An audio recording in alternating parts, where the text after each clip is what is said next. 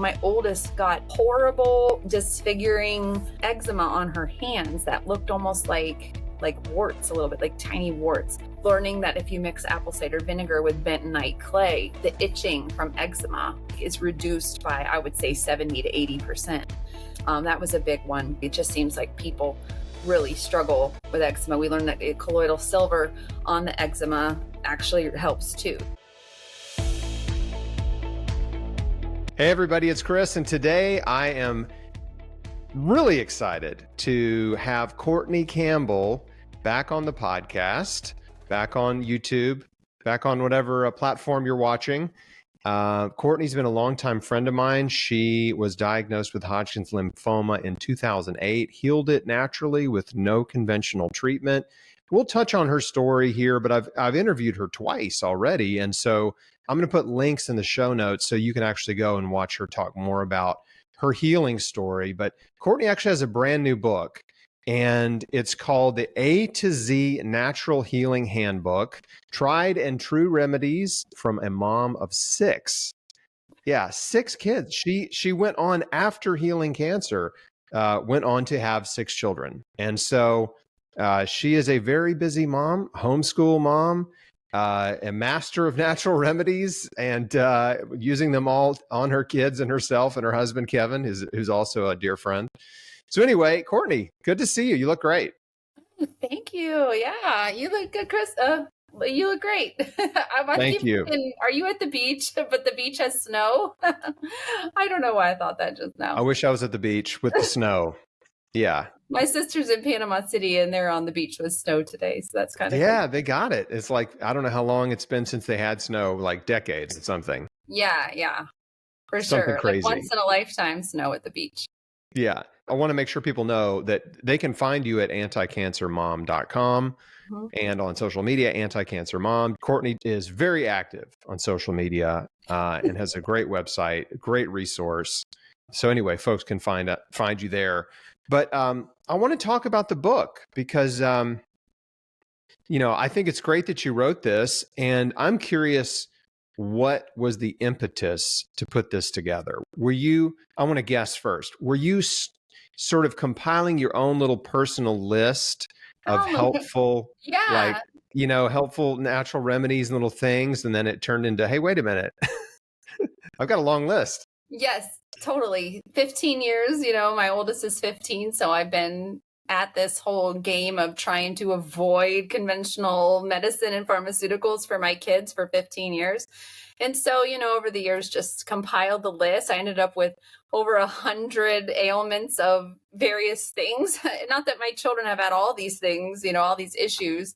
They've actually had very little. But, respiratory issues, there can be various ways of healing. And so I just kind of compiled it and then also advice from other friends who are also more natural minded and ended up having this huge list. And I would write things down too, as, a lot of my homeschool mom friends a lot of us are into natural medicine. I've got friends who are total homeopathic experts, and then I have friends that are more herbal minded. And so, yeah, I've just kind of started making this list over the years. I had a little note on my phone and then I had some written stuff. And it was last fall, I started compiling it together to sort of create just a freebie kind of list to share with people. And it ended up being enough for a book. So yeah, I went into some of the vaccine research that we did. That's included in there because I was just getting so many questions from moms, friends of mom friends and their friends and people, asking me what to do. And so I just wrote it down in this book. And then, of course, at the end, I pulled my Instagram community and I said, anything else you can think that you would want in this book? And so many people said, your cancer protocol. So I was like, I guess I'll throw that in there too. So it's kind of like the jack of all trades natural healing book. So I called it the A to Z Natural Healing Handbook. It's great. You sent me a copy. Oh, hold it up for folks. I have a digital copy. But hold it up so people can see it. Beautiful book. Good looking cover. You can judge the book by its cover because it's a good looking cover. Oh yeah. And it's Thanks thorough. to I mean, Kevin does a great job with that kind of thing. My husband, Kevin, he's Kevin's got some creative skills. got the creative juices, really. But you So know what are what? some of the things, yeah, what are some of the things in the book? Well, you mentioned the ebook, and I actually prefer the ebook myself. I mean, I could show you on my phone, but I actually created a little icon on my phone, the very front page, that I just use it kind of like an app. So the ebook is clickable, right? So you can open it up and go to whatever, look at the table of contents and click on dry skin or eczema or stomach bug or flu or whatever, and it just goes straight to that section versus like I love, paperback is beautiful, but you have to kind of fish through. It's alphabetical, so it's not difficult.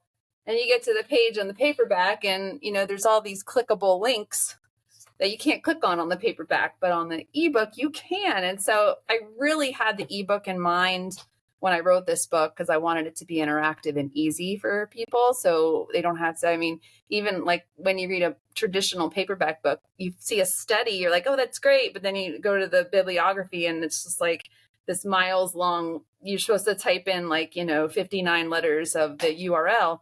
But in an ebook, it's just click on the link. And so I recommend the ebook personally, but That's great. yeah, the paperback is a great, a lot of people are saying, oh my gosh, I bought 4 copies to give to my friends who are having babies. I'm like, yes, that's a great, why didn't I think of that? So it is a great baby shower book. It's a great just book to have on hand on your shelf. But like I said, personally, the ebook kind of rocks. So I'm glad you did it. I mean, there's a lot of books out there that have natural remedies, right? But what I've found in my own personal experience is that some of them, they just didn't work. They didn't help me at all in certain situations. And I'm just kind of like, is this, was this is this really even been tested or used by anyone, right? Is this a wives' tale, that kind of thing, right? Because, there are a lot of folk remedies out there that don't work, right? They don't do anything.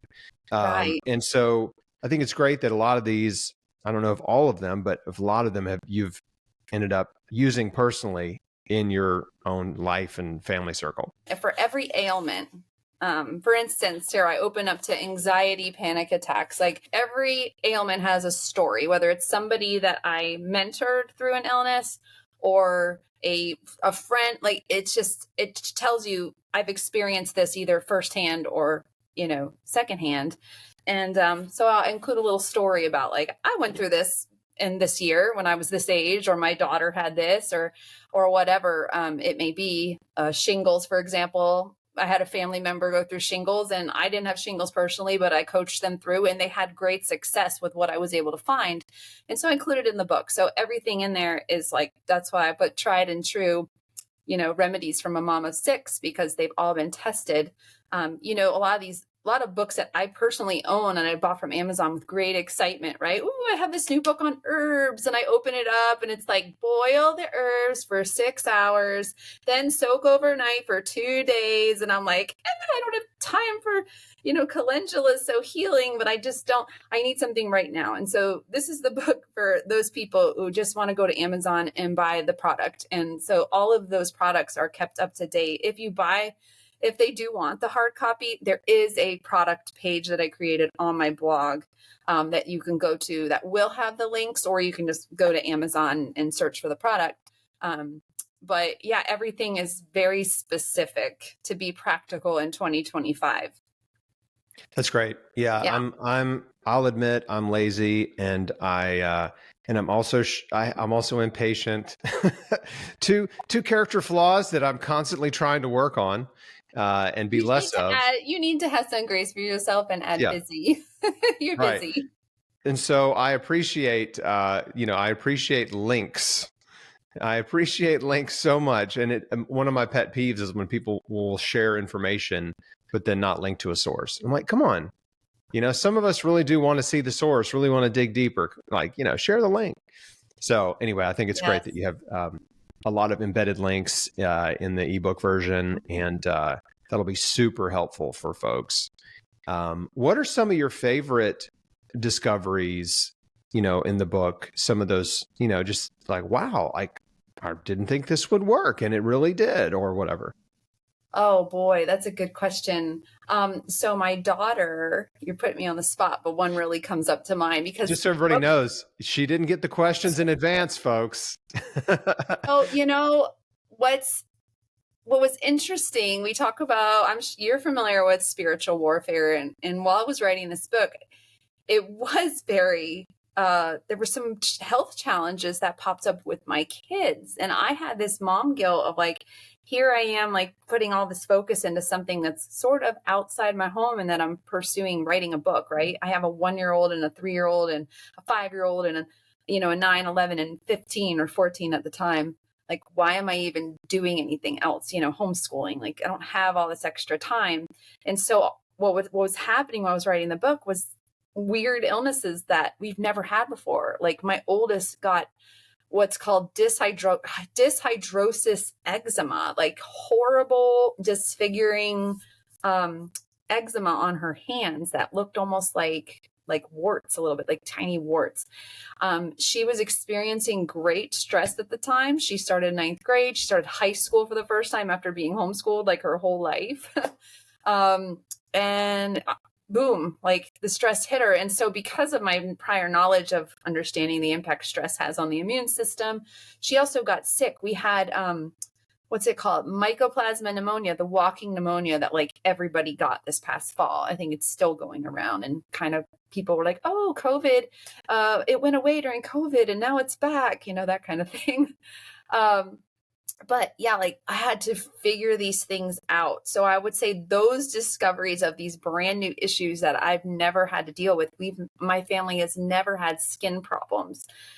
So figuring out new remedies for these ailments that were skin related, because we've never had skin issues before. With the exception of maybe like molluscum contagiosum, which is another, issue that they typically get when they're babies, which is also in the book, by the way. But learning that if you mix apple cider vinegar with bentonite clay, the itching from eczema like is reduced by, I would say, 70 to 80%.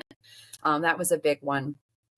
And then with at the eczema stuff in particular, it just seems like people really struggle with eczema. We learned that colloidal silver on the eczema actually helps too. So we were kind of like combining all of these things. With the mycoplasma pneumonia, the walking pneumonia, we experimented. All these like sort of spiritual warfare issues, these attacks resulted in me figuring out what worked. So like with the walking pneumonia, nebulizing colloidal silver, people would be like, you mean 100% colloidal silver? I'd say, yeah, put a teaspoon in your nebulizer and just, sit there for 10 minutes until it's out and you breathe it in. You will feel 60 to 70% better. You'll be coughing a lot, but it comes up. That's awesome. Yeah. And well, it's funny how whenever we have adversity in life, whenever we have challenges and trials and tribulations, it's like God has a purpose in those things, and it's easy to get beat down and discouraged when problems arise in your life. But, what I've learned over the years, because I've had quite a few problems in my lifetime, is that my best response to problems, and I don't always respond this way, but eventually I end up responding this way. But my best response, and when I'm at my best, is my first response is just to step back and say, okay, you know what? God has a purpose in this. There's a reason this is happening, and I need to surrender to this process. I need to seek the Lord, and I just need to trust that He is going to get me through this problem, that He's going to provide for me, He's directing my steps, and that He works all things for my good. And so what's He trying to teach you, Yeah. What is He trying to teach me? Making us more like Him. And it can be so painful to sit back and just take it. Yeah, it's the refining fire, as it says in the Bible, right? And refinement is a painful process, right? And gold and silver are refined, right? They're heated to extremely hot temperatures to burn off all the impurities. It sure is. And people look like at you and at me like, oh, they went through cancer and then they've been fine like the rest of their life. But when you've lived 16, 20 years after your cancer, is it 21 or 20? 21. It's 20. Yeah.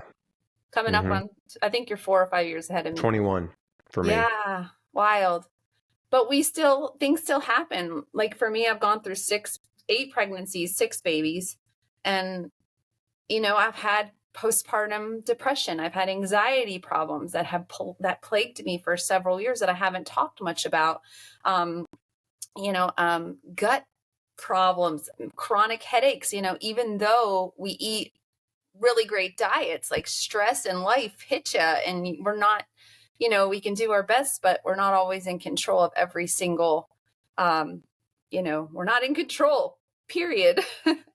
So we can do your best, but something like, this book's been, even my kids, right? Oh, my kids eat so well, and we didn't this, we kept them away from the pharmaceutical industry, but they still have stressors and as they get, live their own lives, they make their own choices. And, we just have to do our best and pray a lot.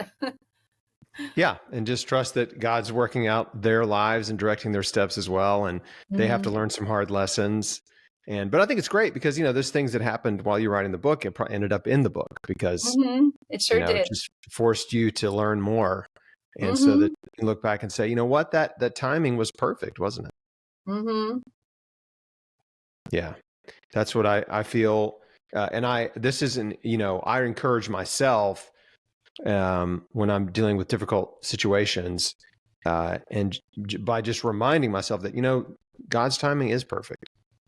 His timing is perfect. Things happen in our lives at the perfect time.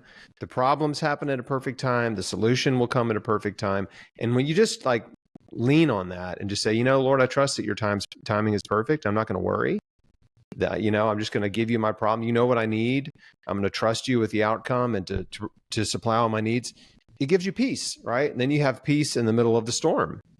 And that's, I think the biggest issue that many people have is they have so much anxiety and fear and worry because of our culture, right? I mean, we're just we're bombarded by media and fear-inducing, projections and hype and hysteria and all this kind of stuff. And isn't that such a balance though? Like wanting to be informed, yet balancing what you need to know, Yeah.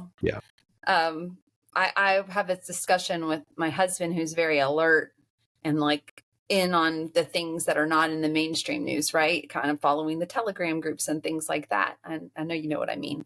And I'm like, sometimes I had to just be like, put it away. Like, what are you going to do about it? Are you going to do something about it? Then maybe we don't need to know everybody's opinion about A, B, or C, and especially in the alternative health world, we're all mistrusting. We don't trust anybody.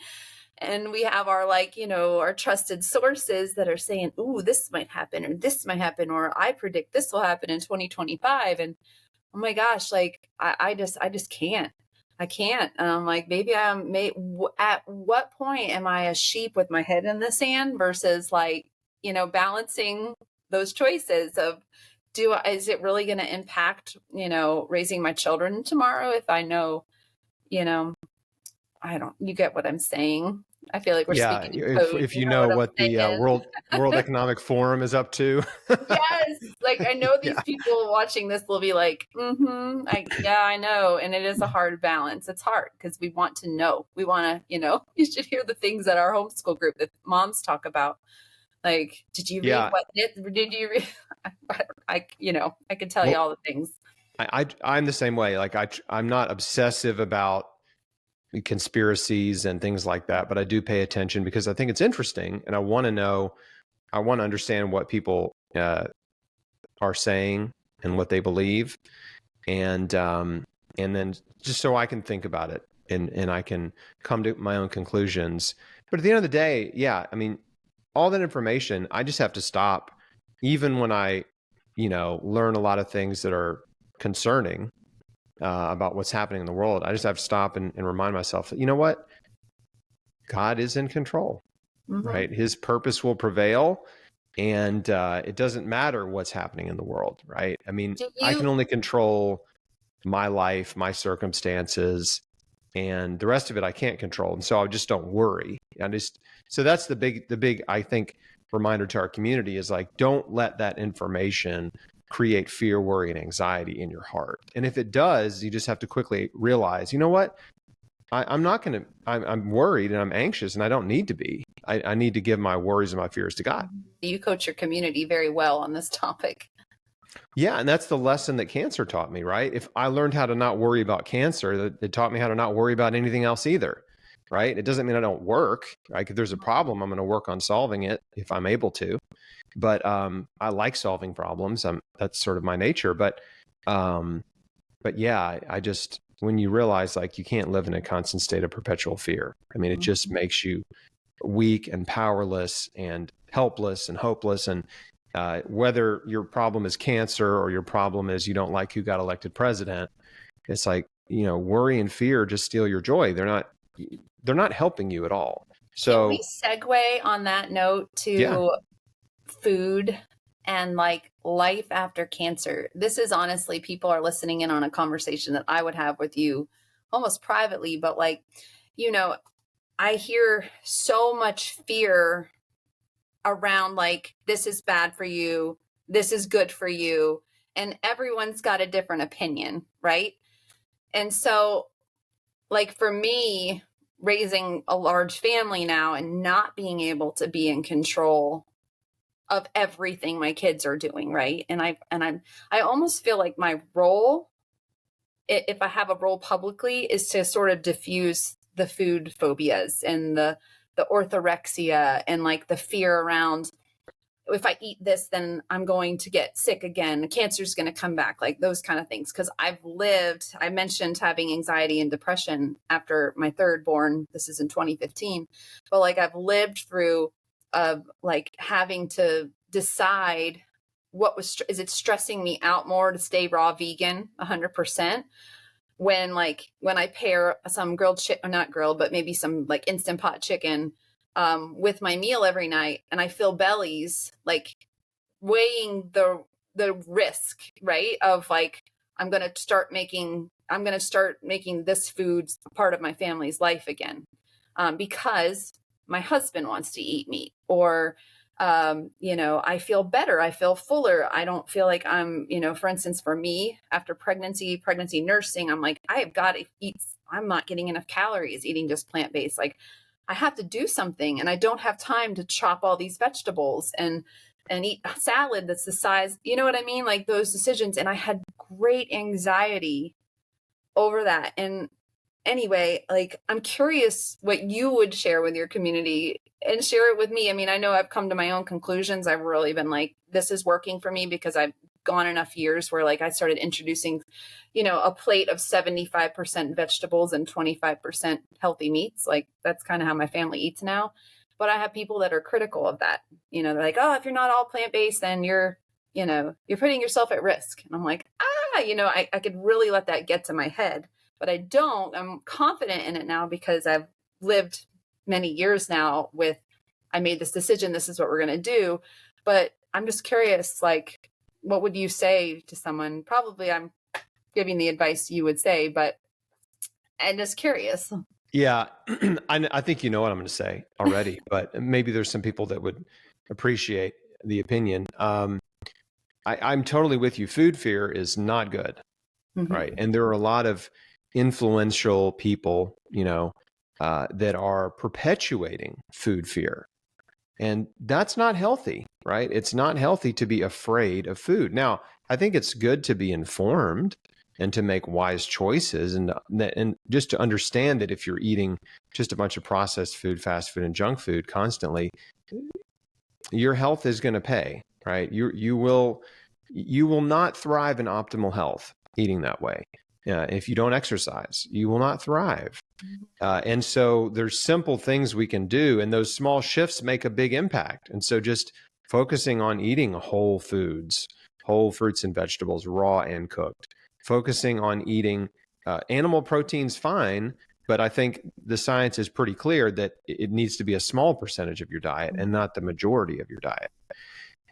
And so, it's just simple things like that I hate to see people get so bogged down by food fear and rules with food. Now, we have a program for cancer patients, and we encourage them to eat a raw food diet for 90 days, right? Same. Not forever, right? It's Right. not forever. And there are no healthy populations anywhere in the world that eat only raw food, that have extremely long lifespans. Like, they don't exist. There are no healthy populations in the world that eat keto that have long lifespans. There are no populations in the world that eat carnivore that have long lifespans. Okay. So those are all in the same extreme diet category, and they all do have maybe some usefulness in different situations and different circumstances for cancer and a lot of diseases. I think the whole food plant-based diet is the superior diet to promote health and healing. And in some cases, raw food for a season. But again, not getting trapped in these rules that you feel like you have to abide by forever, right? And because if you break, if you just eat the wrong thing, all of a sudden your body's going to explode with tumors, right? And I know, I lived through that, and you did too. Like, I know what that feels like. Right? Oh. Yeah. And at some point, it's like, where am I putting my faith? Am I putting all my faith in food? Right. Because ultimately, who's the healer? Yeah. I always say.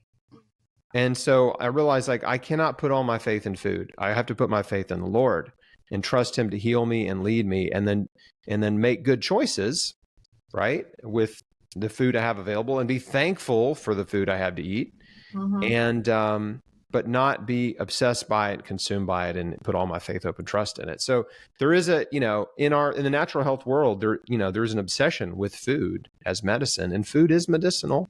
It's true. And food can also be poison, right?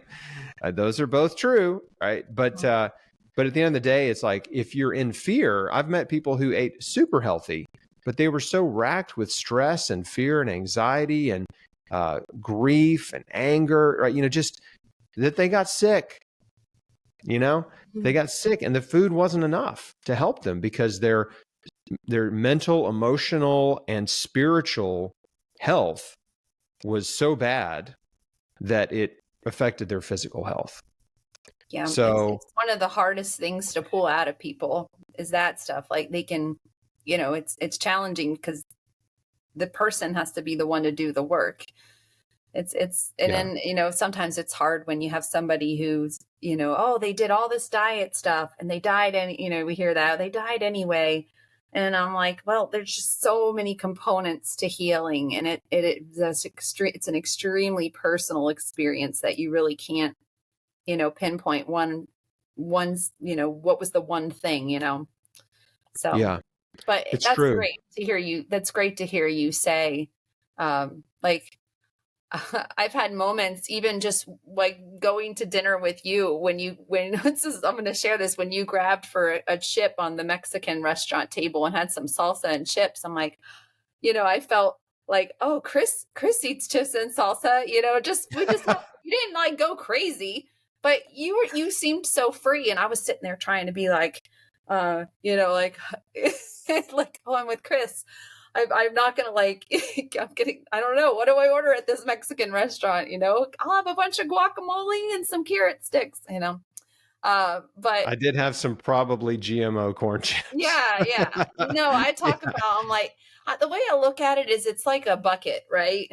You're just, don't overflow your toxic bucket. Like, it can lower and it can raise. I don't know if you've ever used that analogy, but I just kind of keep a mental radar of what my toxic bucket is looking like. And I just want to keep it on the low side, but not like empty. There's the environmental toxins, or, it's all kinds of things. Should I get that watch that tracks my steps, kind of motivates me, but, it might have some EMF stuff, like, I have to weigh that choice, I'm trying to think, my phone, like, irritated the poop out of me, those foldy EMF phone things. And I'm like, you know what?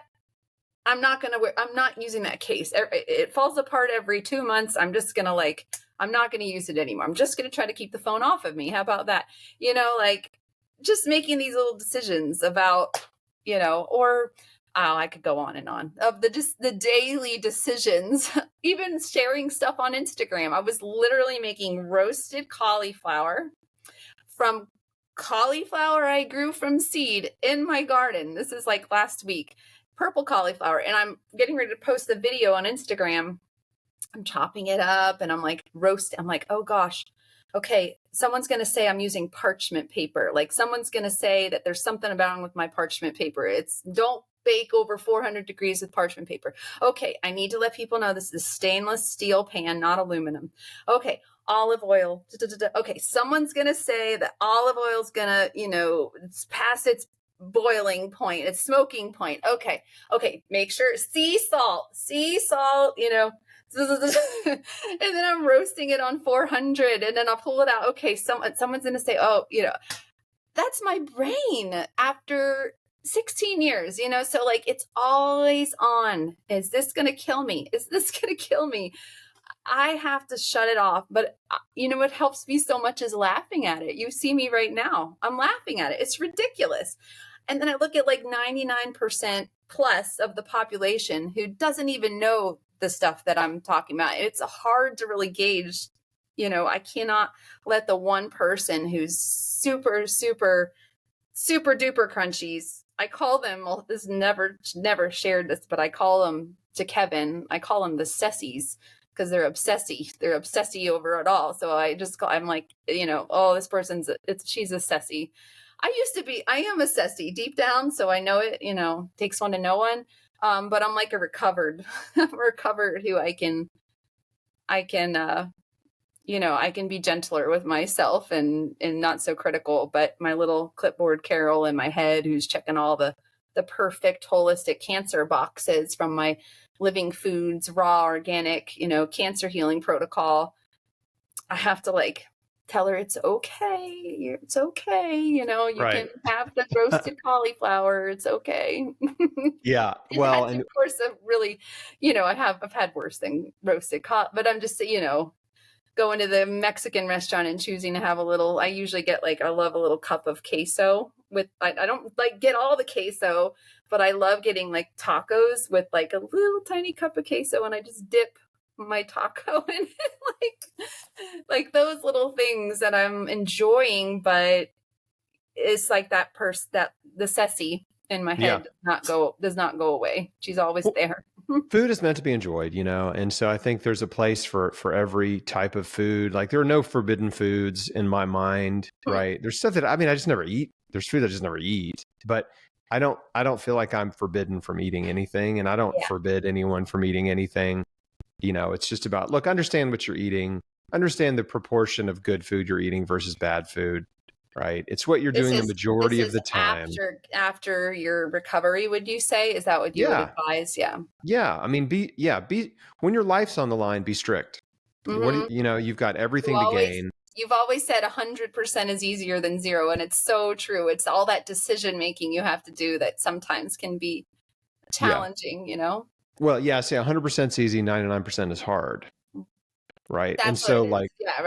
Yeah. And so for the person who's healing, it's like, you need total commitment, right? You need to be fully committed to transform your life and to eat and to be hardcore about what you're putting in your body, what you're putting on your body, about your mental and emotional state, about forgiving people that have hurt you, about getting right with God, surrendering. You just have to be committed to the process. It doesn't mean 100% doesn't mean perfection. It's an attitude of total commitment. Like, I'm doing this, right? I'm changing my whole life. Can't change it all overnight, but I'm committed to change it, to do everything in my power to help myself and to give yourself grace, knowing that you will never be perfect and it's okay, right? But just doing the best with what you have. Like, you and I had different journeys because everyone has a different journey, but even though we did a lot of the same things, we had different schedules, right? And so, I made a big batch of juice first thing every morning for the day. You made a big giant, green smoothie and took it with you to work and sipped on it, throughout the day. I mean, it's just a different strategy, but we're both getting, I had giant salads. You were more the smoothie person. It's fine. Like, we were just both nourishing, like getting a bunch of good stuff in our bodies Yeah. in whichever way we could, and to be able to get through our days. Eventually, as I chugged these smoothies, it wasn't sipping, it was chugging, by the way, because I couldn't stand. Holding your nose. Yeah, and so I'd hold my nose and chug.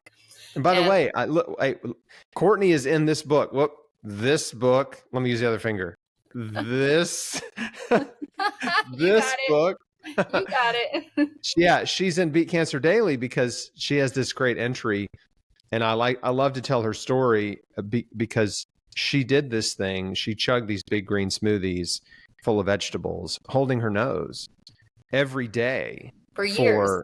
For like a couple. Can you imagine like drinking something, holding your nose to drink something, not just one time, but to drink a giant green smoothie every single day for several years. And that's how committed she was. I would say up until the last couple years. It's funny, the more stress, not that my children are stressors, because I don't feel stressed all the time. I'm just so busy, and I'm making food that they don't, if I were to force all my kids to eat the way I did for so many years, right? The green smoothies and, for 7 years, the Budwig mixture because like my firstborn used to eat the Budwig mixture with me, the cottage cheese flaxseed oil, and she used to have the green smoothie, and that was easy when I had one. And now I have, a lot of kids, and I have to make these huge, it's like a catering business 3 times a day.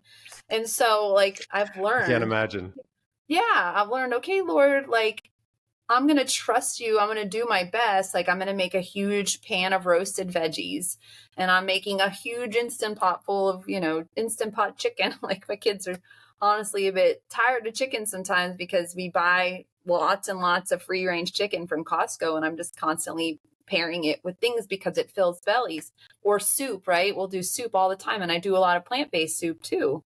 Chickpea noodle soup and vegetable chili and big. I love the winter for that reason, because we can do these big things. And anyway, we're kind of segueing to, I need to write a cookbook, but I'm like, how many people, maybe your readers or your listeners can tell me how many people really need a large family book? Some people would love it. I mean, we're down to 3 in our house from 4. I have 2 kids. One of them's in college, but so we need the empty nesters. In a couple of years. I can't even imagine how not that it would be nice. It would be nice for a weekend right now. Yeah. Well, for you, it'll be so gradual. We got 6 kids. So it's it'll be a very gradual process till the last one. Already our oldest is wanting to get a job, and now she's going to school during the week. And so we're experiencing a little bit of what it's going to feel like, but boy, you're right. It will be very gradual and not anytime soon. And we wouldn't want it that way. You don't have 6 kids and be like, when are these kids going to get out of here? It's you want them around. So I tell you what, graduation and the events leading up to graduation for my eldest daughter, that last semester of high school, that was the toughest for me emotionally.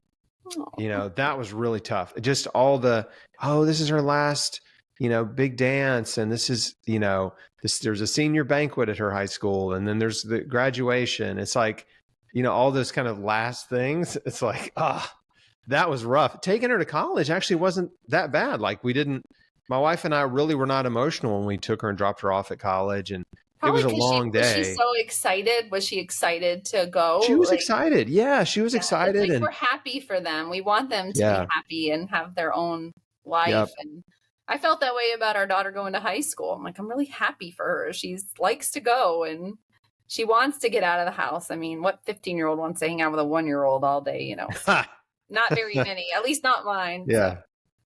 Yeah, it's true. I don't know. It's definitely a weird transition, but it was the anticipation of it was harder for me emotionally than the actual event of us moving her out and stuff. And she goes to Ole Miss, so it's only an hour away from Memphis. So Oxford is a great town. We love to go visit. And she comes back all the time. We see her all the time. Even during this, while she's at school, she can come back. She can be back here in an hour, like I said, for stuff. So it's been great, but it's a rabbit trail. But I feel I think there's a couple of things I want to touch on that you mentioned. One is, what I call them health Nazis, right? The people that are always trying to critique The your, sessies, yeah. yeah, your health advice, they are, nothing's ever good enough for them.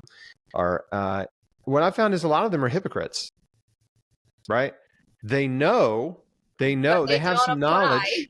They They have don't some apply it. knowledge, and they love to point out that you're not doing it in the healthiest way possible. But I guarantee you, if you showed up at their door and walked in and took a look at their fridge and their pantry, it'd be just full of stuff that there's no, they got Twinkies in the pantry. You know what I'm saying? It's like, what are you doing? Right? Mm-hmm. Like, what are you doing trying to give me, trying to correct me on my health advice or on, how I should be Yeah. doing things better when you're not even doing it yourself. So there's a lot, you just keep in mind, there's a lot of people out there like that. Mm-hmm. And they're just trying to make themselves feel better on social media by critiquing you. So I don't even pay attention to those kind of things. And we laugh about it too. There's always, my team and I would just roll our eyes. It's like, there's always going to be a critic. It's like, you're not doing it right. You truly can find something wrong with almost everything. Like I was saying, the roasted cauliflower, and it is tricky with, and for me, the fitness and weight loss, like I've been, I've had 6 kids. A couple of months ago, I was 25 pounds heavier than, when I got pregnant with my first daughter. And I'm like, I want to get this weight off. Like, I'm not feeling good. I'm not like myself. And so I've been more focused on that. So I've been kind of like going like, okay, what's the fitness industry saying? And they're saying like protein, protein, protein. And I'm like, oh God. Oh. Like, Yeah. what do I do? I want this weight off, but I'm going to eat more animal protein. Like, what would Chris say? You live in my head a little bit too, because I respect you so much. And Kevin, and you're good friends with my husband, Kevin. And he's like, well, ask Chris. What would Chris say? I'm like, oh, I know what Chris would say.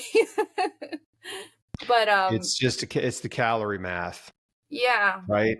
It's the calorie math. How many calories do you need per day? How many are you consuming? Yeah, it's tricky when That's, I'm 5'1". I'm a lot shorter than you. I'm definitely a little bit of a different body type. And so if I cut calories to be, to lose weight, I'm literally eating like 900 calories a day and I feel like poop. So I'm trying to navigate that, like, you have to almost like have very small calorie deficits on a consistent basis, and all of that tracking and that, like, it drives me bonkers. So I usually turn back to I'm just going to be healthy and happy. And if the weight comes off, it will come off. But then I'm like, no, I want to wear, I want to get into those jeans again, or I want, so I'm sharing my internal struggles with your audience. I'm actually doing by the time you air this, it might be, I'll probably be smack in the middle of it, but I'm doing like a little 90-day weight loss challenge with just like probably mainly women in my community, in the anti-cancer mom community. And we're going to just be trying different things. And I've wanted more. I do a lot of like Instagram, I don't know what you want to call it, posting, influencing, whatever. But I don't get to like talk with people and really form a friendly, like, I just want to know people. So I think we're going to be doing just this little group geared towards weight loss and through an anti-cancer lens. So it's going to be fun. I'm really kind of pumped about it. It's a total experiment. Good. It's not like I have a ton of time for this kind of stuff, but we're going to see how it goes. And yeah, it is. It's different for, how tall are you? Like 6'4" or something? 6'2". Yeah. 6'2", like a 6'2" male than a 5'1" female that's had a bunch of children, and the ups and downs that come with that. So everyone's just gotta, like, I don't know, you just kind of have to pray, like, where are you being led to? And you gotta Well, commit. you're the kind of person that I know once you focus on something, you're going to figure it out. And Totally. you'll figure it out. I mean, obviously there's the balance of the calories coming in, and then exercise is a big part. I mean, you can't out exercise a bad diet, right? I mean, because you're only going to burn so many calories exercising. But if you're also doing strength training builds muscle, and muscle naturally burns more calories. Your resting calorie burn rate will increase as you build more muscle. And so that's just a very small tip, but in the exercise routines that you do, don't do all cardio. make sure like 2 or 3 days a week, you're actually like lifting weight. You're not Yeah. going to get bulky. Like every woman's afraid, like, oh, I don't No. want to get bulky. Like, you know, it's so hard to get bulky. I mean, it is really hard. Guys want to You get almost have to bulky. be on some sort of, you mentioned, I mean, creatine. Like, I will not be on creatine. I know you've kind of spoken out against, informed about that, but I just see women there are a lot of women in the fitness world like creatine, build that muscle. And I'm like, you can still build a muscle without creatine. And yeah, women are afraid to get bulky, and trust me, it is hard to get bulky. I mean, you have to consume so much food and be relentless in the gym to build to turn into some big muscle person. So don't be afraid of that. You just want to strengthen the muscles you've got. That'll burn more calories naturally. I mean, yeah, it really is once you kind of dedicate, pick a plan, right? You just sort of decide, okay, here's my plan. I'm going to just follow this plan. I'm going to just keep my calories at this level per day as best I can, and make sure I'm in the gym, 4 times a week, 5 times a week, and half of that being cardio, half of it being strength training. Just the simplest strategy. And it really does work. I mean, doesn't have to be complicated. yeah, the consistency of, That's it. of actually doing the weight training too. And it's hard with that 6 kids. Like, that's hard. It's hard to find the time to do it. Kevin lately has been like, okay, after dinner, we're both like totally like, we're trying to eat lighter dinner so that we can go to the gym after dinner. And like our oldest is old enough. Our second is almost old enough to, kind of babysit. We're like, we got an hour. The gym's like 5 minutes from our house. We have one in the garage too, but lately it's been like 25 degrees. So this feels a little better to go. Yeah. A gym in our garage. We have dumbbells and like a weight bench. So nothing fancy, but great advice. Something going back, I wanted to mention in the book, and this is totally not like even to promote it. I'm one of those people, I could care less. No, promote it. Definitely promote. I'm promoting it for you. But I'm like, this is really helpful. And I want to make things easier for people. That's probably what drove me to write this book, is just like, I know the information and I want to share it with everybody because this is really helpful. I would have been so grateful as a new mom to have like, here, this is what works. Yeah. But, there's 100 ailments, by the way. I think I said that. Anyway, I'm not even going to talk about that section. What I wanted to mention is in the back is my whole cancer protocol, but I have the after cancer section too, where it's like, this is how I gradually kind of started experimenting with what am I going to sort of what am I going to eat after I'm in remission, and so I have by year a whole section in the book that says like years 1 and 2, I was on really years 1, 2, and 3. I was pretty much on my cancer protocol, even though I was in remission after 6 months. I just kind of stayed the course for year 2 and 3. And then gradually, maybe year 3 kind of gradually started letting myself have like what you call recreational, foods. And not even like bad, not even like super duper, like, no fried Twinkies or no, nothing like that. Yeah. Like maybe I'd have like a small slice of cake at a birthday party or something, in addition to my smoothie and my salad and my, breakfast, Budwig breakfast. And then year 4 through 7 was really, I remember there was a shift because I had my second baby and I was like, okay, now it was like, I'm going to start making like healthy dinners for the family. We started eating dinner as a family instead of me just having my cancer fighting salad every night where everyone else ate whatever I made. I was always making things that Kevin would like, but also making my own stuff too. That was always, or he would go out to the salad we had a takeout restaurant that cooked like decent food that he would get like a takeout plate for him and my oldest daughter. She was little, or I would give her like, how babies eat chopped tomatoes and some lentils and like, that's dinner. Here's like an apple and blueberries. And gosh, I wish husbands ate like that too sometimes or big kids. And then, years 4 through 7, this is how I ate. And then years 8 through, 16, this is kind of how we eat now. And gradually I've gotten off of like, things it just felt natural to stop. I just kind of got sick, for instance, honestly, of my cancer fighting smoothie. just kind of got like, I'm so tired of drinking this. This is like, we're talking 10, 15 years. Yeah. I mean, you drink it And 1,000 times. It's like, yeah, and yeah, lately I get it. I'm like, I just don't wanna, and I'm not gonna, that kind of thing. And so I'm not saying it's forever, but just this past in 2023 or 2024, I was just like, I just don't want to drink a cold smoothie today. And it just kind of gradually, it was really after I had my sixth baby. I'm like, I just want to eat a normal lunch. And so I have salad a lot for lunch, but it's not like, a perfect salad. Sometimes I literally buy a clamshell of arugula, a clamshell of broccoli slaw, like the broccoli slaw in the bag. And I make 3 salads. I do this like twice a week. I just go over to Trader Joe's. We have a Trader Joe's really close to our house now.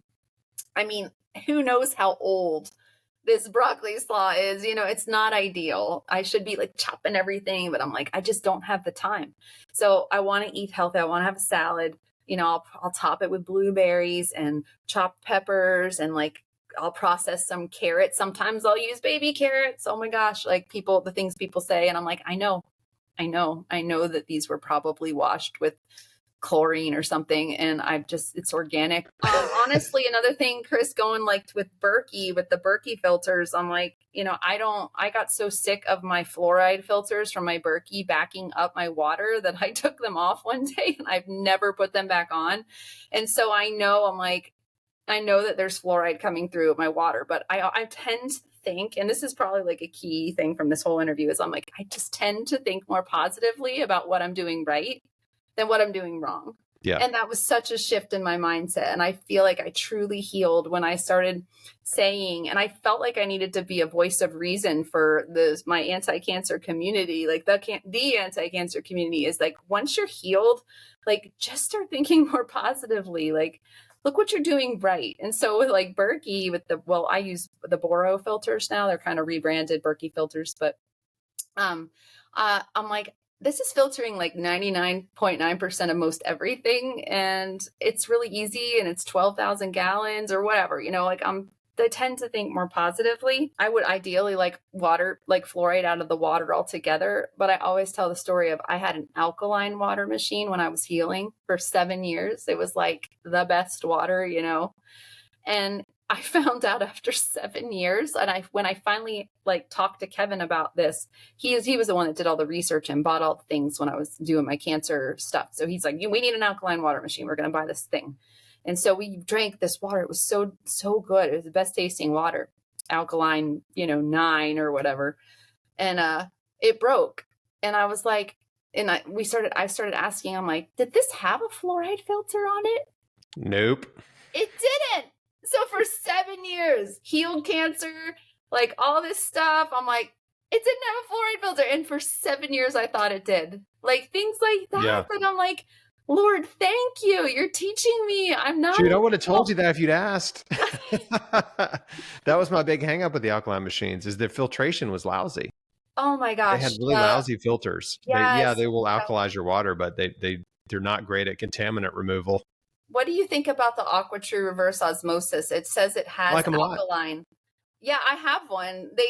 I have one. I have a little mini one. I'm going to send it whenever Ruby Claire goes to college. I figured I'll send it with her. But AquaTrue is great. They've done, you can find this video on YouTube, but there was a guy who there's a company called TapScore. Mm-hmm. And you can take a sample of your water and send it to TapScore. You pay them a few $100 and they'll send you back a report of, what's in your water, contaminants levels in your water. And so a guy, it's great. I should have done it myself, but good for him. He's already done it. But anyway, a guy took a sample of Berkey filtered water and a sample of AquaTrue filtered water and sent them into TapScore and got the results back. And they're the same. I mean, they were both like 92 or 93 out of 100 in terms of, the contaminant removal and all that kind of stuff. So it's like, yeah, they're both really great water filters. And there's a lot of other great water filters. So is there one that's the best? I don't know. I would never claim one's the best. I love the Berkey because it's portable and, it's gravity fed. Like the prepper, a little bit of a prepper in me loves that about the Berkey. I don't want to get stuck. We had that problem when the electricity would go out and we couldn't have water, so. Yeah. So the AquaTrues need power and to run because they are electric filters, and they do have under the sink models, that would need water pressure. But anyway, yeah, they're great. They're great. And I mean, all the stuff we're talking about, it's like, there's just seasons in life where you have to be really hardcore. It makes sense to be hardcore about what you're eating. And then there's other seasons where it's okay. Like you really can relax and enjoy yourself. And I think the most informative, and my audience has heard me talk about this lots of times, but I love the blue zones. I think the China study's terrific. The research where they're actually looking at healthy people with low rates of disease and the longest living people around the world, and just evaluating, what are they doing? What are they eating? What do their lives look like? And what you find is, as far as the blue zones research and the China study, by the way, the China study was sort of co-opted by the vegan movement to claim that veganism was the healthiest. But what the China study the book was not about being a vegan. It was about, the healthiest people groups in China were primarily plant-based, right? They weren't strict vegans, but they just were primarily eating whole plant foods and very little animal food. So anyway, same findings with the blue zones. So, there are no strict vegans really in the blue zone, any of the blue zones, but these are just populations of people that are eating a lot of whole plant foods. And only about 5% of their diet comes from animal food. So like it's in there. I read the blue zones several times, and I'm like, the key takeaway from me was that just people are connected and they're in community and they're not isolated and alone. And I felt like for me, that was like, gosh, yes, like I want to do better. I want to do better with just being connected, and when you have a big family, honestly, like I feel like I'm always connected but that's, kind of a natural thing, right? I mean, historically everybody would have had a big family unless for whatever reason you couldn't. But, also just sometimes taking these little small steps to just say hello to my neighbor and really know them, like who live around me. And, yes, and sometimes huge. we're the ones that have to take initiative on that, right? You need to say, hey, here's some Christmas cookies, or they're made with dates and gluten-free. Just kidding. Right. But yeah, like just those little things that, and some people may not want to, but it's the feeling it gives you that you're connected and you're somehow like part of a group of people that would have your back if for some reason you needed them, Yep. And it's become very easy to be disconnected and lonely, and loneliness actually impacts cancer survival. Mm-hmm. Like it's a major factor in cancer survival. Yes, people who suffer from loneliness do not have great survival. And so if you're lonely and you don't have any friends, you can sit there and feel sorry for yourself and be like, I don't have any friends. I'm lonely. I don't know anybody. Or you have to get out there and make some friends. Like you have to go sign up for some fitness classes, right? Go take a pottery class, like go do some, like you just have to get yourself out in the world in social situations, and you will make friends. You may not make a whole bunch of friends the first time you go out, right? But like if you consistently become a part of a community, let's say you start volunteering, right? And you become a part of a volunteer community for a local church or charity. That's one avenue. Group. You get in a Healing Strong group, right? You take up pickleball, start going to pickleball. You do a Zumba class. Like there's so many ways that you can plug yourself in. Like some of my best friends, some of my best guy friends we became friends through the gym. I go to this gym called Iron Tribe, which is like a CrossFit type functional fitness gym.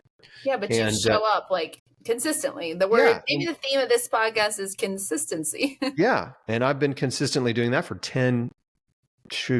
almost 13 or 14 years. Mm-hmm. And so, but a lot of these guys, we've become really, really good friends in the last 5 years, and we've taken trips together. I just have a really great group of guys that I'm really thankful for, that I did not have before that. I just didn't have really a circle of guys. I was just always been busy, always kind of been a lone wolf, and had, friends, of course, but we all really value each other, I think, and are appreciative of that relationship. But it came because I just I plugged myself into a community and kept showing up, and I wasn't there to make friends. I was there to get fit, but the friendships, happened. That's So, awesome. yeah, I love that for you. I'd imagine because you work from your home office, right? So just to yeah, I get don't have out. any work buddies. It's just Yeah. me and an apple. Right? And whoever you're interviewing or that day. Yeah. Oh, maybe we can do this off record, but I really want to hear about having Barbara O'Neill on there on your like I love her. So She's awesome. There's not much to tell. I mean, if you see the interview, yeah, yeah. that's what it is. But Oh, so she is cool. she's such a terrific lady, such a great teacher.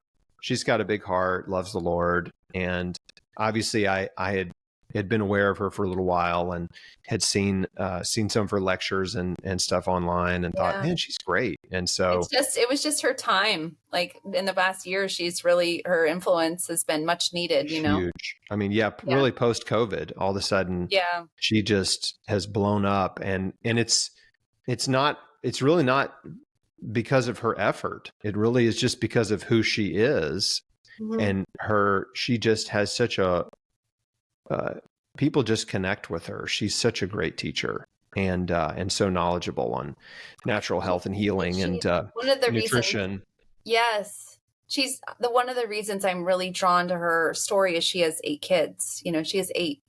I didn't even know that. I don't think we even talked about her having 8 kids. I believe she has 8. Don't quote me on that, but she has a lot of kids. And she,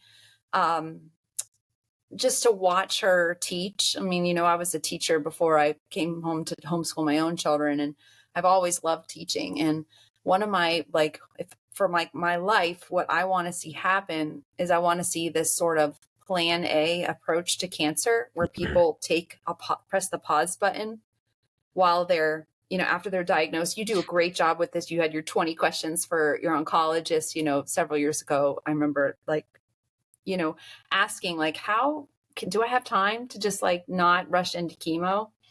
And, I want to see that become the norm, in my lifetime. And if one day with watching Barbara, she didn't do this, she wasn't a success in her 30s or 40s or 20s, it was, now she's probably in her 60s, something like that. And I'm I would love to make the difference that she's making in her and what she's doing and teaching people for looking at hey, wait, in the vast majority of cancers, for the vast majority of people, you don't have to rush into it.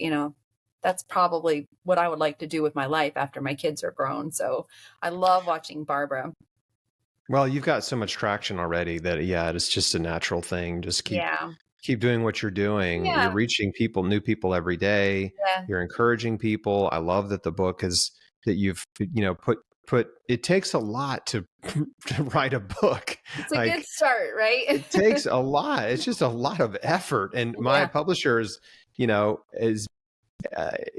constantly asking me if I want to do another book or more books. And I'm like, yeah, but also no. Because it's a lot of work, and it's wonderful. The things that we learned, what? We have to pay for an ISBN number? That's stupid. Yeah. Well, the same things that, or publishing. I didn't have a publisher, which thank you for you having this interview. You're getting the word out about it.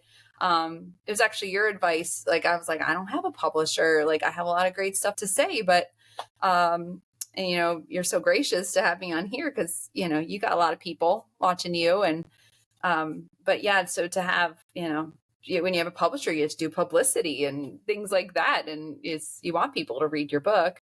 But there's a lot to it. And the edits, oh my goodness, you think it's edited, and then you have someone else read it and they find 52 typos, and you're like, what? Oh my gosh, oh, I'm so sorry. So hey, I had professional editors with my publisher, and there was a typo in the first printing of my book. And I'm like, oh my God. I remember I read and one of them made the typo. It wasn't even my typo. It was actually a typo. They fixed it, and it was a typo, and it was wrong. Oh, There was so a hard. few last minute tweaks in the book that they made on my behalf, and one of them made a typo. Wasn't it like the first couple pages too? It was like at the It very was, yeah, it was in the introduction of the book. Yeah, Yes, the word. I remember. No, it was funny because it could have been really bad, but the word was the word shift. The word shift, and it said shift. Okay. Fortunately, it didn't say S-H-I-T. It could have been worse. Yeah, it said paradigm shift, and I was like, ugh. Anyway, it's since been corrected in subsequent printings. So if you got the first edition, you got a real collector's item on your hands there. Well, this has been really fun, Courtney. We've gone over time, and it's been just fun to catch up with you. And I'm excited about the book, and I want to make sure people know where to get it. I know it's on Amazon. That's probably the best place to send people, right? I guess, well, I created a landing page where you can actually you can get the ebook as a landing page. I did it myself, which is, I'm learning. Everything is like a technological thing, struggle sometimes for me, but it's just a landing page where you can choose either the ebook, the Amazon paperback, or a free mini guide sample. So if you want to check it out before you can download that. Good. So I'll share that link with you. I'll make sure I put it in the show notes so everybody can find it. And I know your book is on Amazon. They can go to my blog, anticancermom.com, and it's in the shop. You can literally hover over the shop, and it's the last one. You can click on it. So it will take you to that page. That's great. So folks, go get a copy of the book. It's awesome. Like I said, I have the ebook version. I have not read the whole thing, but it's not like the kind of book you're just going to read start to finish anyway. It's topical. It's topical based on. So you can just flip through and say, oh, whatever condition you have or you're trying to heal, there's 100 different things in there that Courtney has researched and had. I actually, in the intro, I just tell people you may want to just whatever you are prone to in the winter, for example, or what your kids are prone to, go through those sections in advance and then stock up on the things that you might need. Because this is all right. It was an experiment for me to see what worked. And it's going to be essentially an experiment for whomever, it's always not everything works for everybody, but these are definitely the shining stars of what remedies I've used that and recommended to my friends that they're like, oh, it's a miracle that, this homeopathy, Hepar sulf for sore throat, it worked. I can't believe it, So, yeah. Do you have any remedies for paranoid schizophrenia? Never had that experience before. I don't think. I could make a joke, but that's what about not funny. narcissism? Narcissism. All right. I don't know. That's called ministry or something. Go search someone else. That's right. Well, thanks everybody. Thanks for watching. Again, anticancermom.com, Courtney Campbell. You can find her online on her website and on Instagram. Mm-hmm. She's probably the most busy, frequent poster on Instagram than anywhere else, I think. Mm-hmm. Most of my time is Instagram.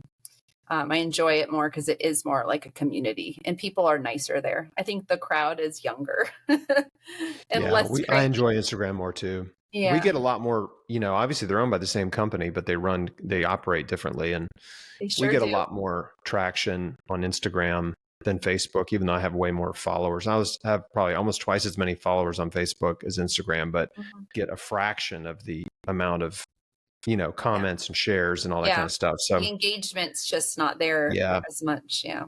It's not great. It's sad. It's it's a bummer when you have 500,000 followers and you post something and you get 5 likes.